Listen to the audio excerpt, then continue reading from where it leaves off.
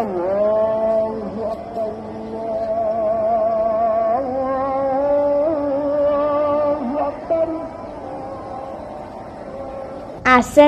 আলাইকুম রাহমাতুল্লাহ। আমি রাইয়া।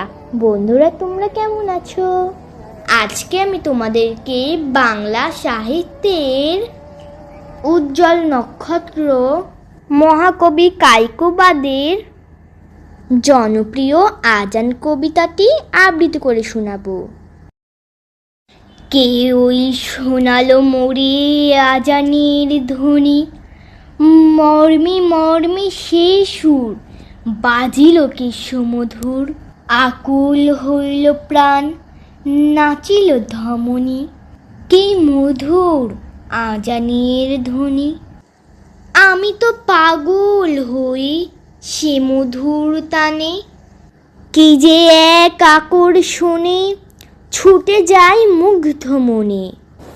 কি নিশীথে কি দিবসে মসজিদের পানে, হৃদয়ের তারে তারে প্রাণের শোনিত ধারে।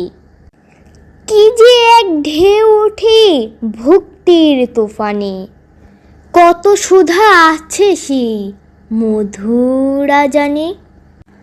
নদী ও পাখির গানে তারই প্রতিধ্বনি, ভ্রমরের গুণগানে সেই সুর আসে কানে। কি এক আবেশে মুগ্ধ নিখিল ধরণী, ভূধরে সাগরে জলে নির্ঝরণী কলকলে। আমি যেন শুনি সেই আজানের ধ্বনি, আহা যবে সেই সুর সুমধুস্বরে ভাসে দূরে সায়াহ্নের নিথর অম্বরে।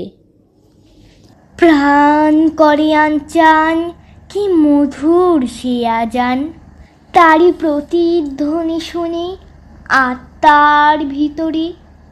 নীরব নিঝুম ধরা বিশ্বে যেন সবই মরা, এতটুকু শব্দ যবে নাহি কোনো স্থানে।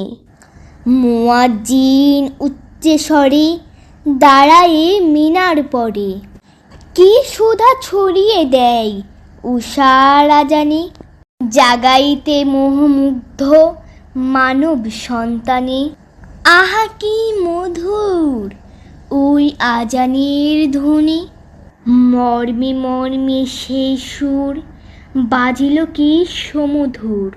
আকুল হইল প্রাণ, নাচিল ধমনী। ধন্যবাদ। আসসালামু আলাইকুম রাহমাতুল্লাহ।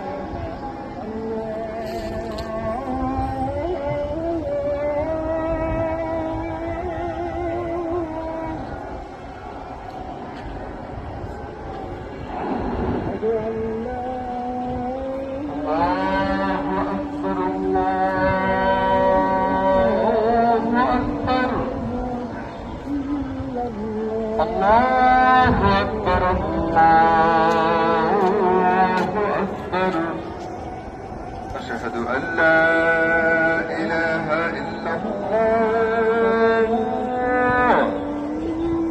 أشهد أن لا إله إلا الله أشهد أن محمدا رسول